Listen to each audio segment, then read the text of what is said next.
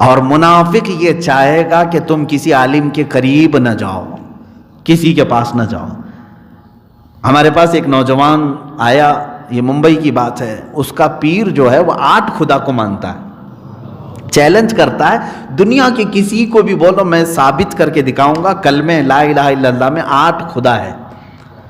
زندیق ہے، شیطان ہے وہ لباس تو ہمارا پہنا ہوا ہے، بڑا امامہ بھی ہے، جبہ بھی ہے، سب ہے، پیرا مریدی بھی چل رہی ہے، بہت مرید بھی ہو رہے ہیں، لیکن ان کے مریدین کوئی آتے نہیں تھے۔ ایک بھٹک کر کے آ گیا تھا بیچارہ، آیا اور اس نے دوسرے علاقے میں مجھ سے ملاقات کر کے کہا حضرت ایک بات کی خلیش ہے، پیر صاحب ہیں ہمارے اور وہ کہتے ہیں کہ کلمے میں 8 خدا ہے، کبھی کبھار مجھے وسوسہ ہوتا ہے، ہمارا اسلام تو کہتا ہے کوئی خدا نہیں سوائے اللہ کے، 8 کیسے ہوں گے، کیسے ثابت کریں گے؟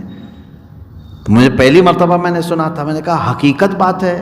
اس نے کہا ہاں، اور پھر اس نے تصویریں دکھائی اور کیا کیا ان کے خرافات تھے۔ تو میں محسوس کیا کہ یہ میرے پاس آ کر کے بتایا، تو میں نے اس سے کہا تمہارے جو پیر ہیں ان کی ایک علامت میں بتا دوں؟ کہا کہ کیا؟ کہا انہوں نے تم کو مرید کرنے کے بعد سب سے پہلے یہ کہا ہوگا کہ مولانا کے پاس نہیں جانا۔ اس نے کہا بالکل، آپ تو دل کی بات جان لی ہے۔ کہا اور اب تو ہم ولی بن گئے۔ میں نے کہا بیٹا میں دل کی بات نہیں اور نہ میں ولی ہوں، لیکن مجھے ان کی ساری ٹپس معلوم ہیں۔ یہ شیطان سب سے پہلے یہ چاہتا ہے کہ کسی عالم کے پاس نہ جائے ورنہ اس کی پول کھلے گی۔ بندہ جو ہے شریعت کو جان لے گا تو پھر اس کو دھکے مارے گا۔ 8 خدا کہاں سے آئے؟ میرے عزیزو ایسے زندیقوں کے پاس اپنا ایمان نہ بیچو۔ ہاں جو مشائخ اہل سنت کے ہیں، جو صحیح طریقے سے اولیاء کاملین کے غلام ہیں، میرے عزیزو ان کی بارگاہ میں تو میں اپنی جان بھی فدا کر دوں۔ ہاں بالکل ہماری جان ان کے لیے حاضر ہے، ہم ان کی بارگاہ میں اپنا ہر لمحہ حاضر کرتے ہیں جو مشائخ ہمیں اولیاء کاملین کی سچی محبت تک پہنچاتے ہیں۔ ورنہ جو دکاندار ہے ان سے اپنے آپ کو بچاؤ، اور ایسے کوئی بھی پیر کا لبادہ اوڑھ کر کے آئے تو بھی فرمایا گیا کہ تم پہچانو کہیں ایسا تو نہیں کہ چوہا گھر میں داخل ہو رہا ہے، وائر کاٹے گا، چاول کا تھیلا کھا جائے گا۔ ایک اور صاحب ہمارے پاس آئے، کہا کہ حضرت ہمارے پیر صاحب ہیں، اب گھر میں جھگڑا شروع ہو گیا ہے، آپ حل نکالیں۔ کہا کس بات کا؟ کہا جب بھی وہ گھر پہ آتے ہیں پورا راشن خالی ہوتا ہے، 5 قسم کے سالن بنانے پڑتے ہیں، 5 قسم کے کھانے بنانے پڑتے ہیں، 5 قسم کے میٹھے۔ اب میری بیوی بھی غصے میں آنے لگی ہے کہ ایسی دعوت، اور اس پیر صاحب کا ماشاءاللہ پیٹ بھی کافی بڑا تھا، اور جتنے لوگ جمع ہوں سب۔ تو میں نے کہا کہ یہ جو ہے پیر نہیں ہے، یہ بلا ہے، جس گھر پر اترے اس گھر کا پورا راشن ختم ہو جائے۔ اللہ والا تو وہ ہے جو خود بھوکا رہے اور اپنے مریدوں کو کھلائے، وہ فیض بانٹے، غربا اور مساکین کی وہ دستگیری کرے۔ آؤ میرے آقا صلی اللہ علیہ وسلم کی بارگاہ میں، رمضان کا موسم ہے، اور وہ فقر و فاقہ میں رہنے والے صحابہ، 70 صحابہ کے درمیان حضور بیٹھتے تھے۔ ایک پیالہ دودھ کا آیا، حضور اکرم صلی اللہ تعالیٰ علیہ وسلم نے حضرت عائشہ سے کہا عائشہ دیکھو کوئی مسافر تو باقی نہیں رہ گیا، باہر کوئی مسافر تو نہیں ہے، کہیں ایسا نہ ہو کہ ہم دودھ پی لیں اور کوئی مہمان مسافر باقی رہ جائے۔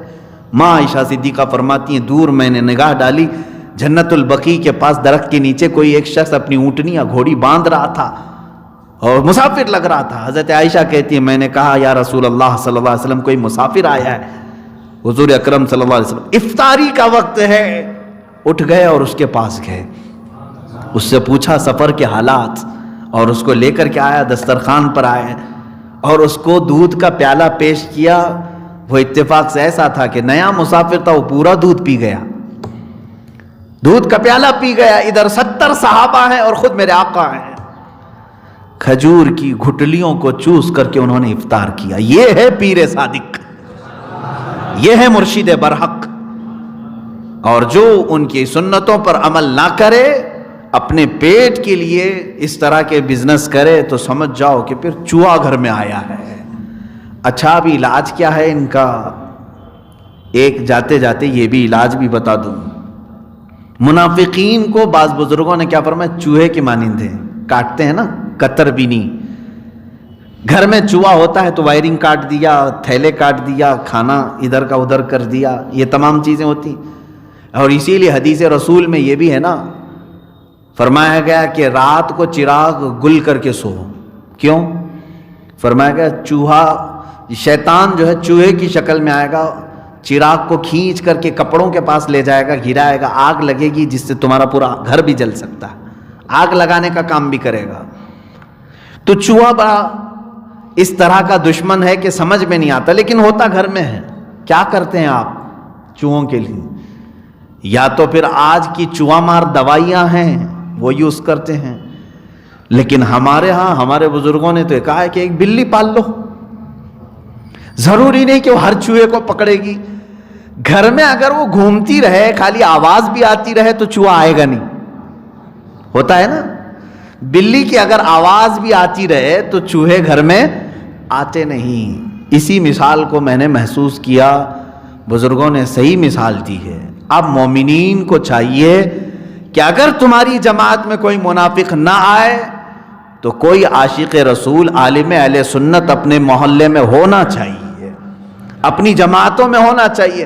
اگرچہ وہ ہر منافق کو نہ پکڑے، لیکن اس کی آواز سے ہی بہت سارے منافقین راستہ بدل لیں گے.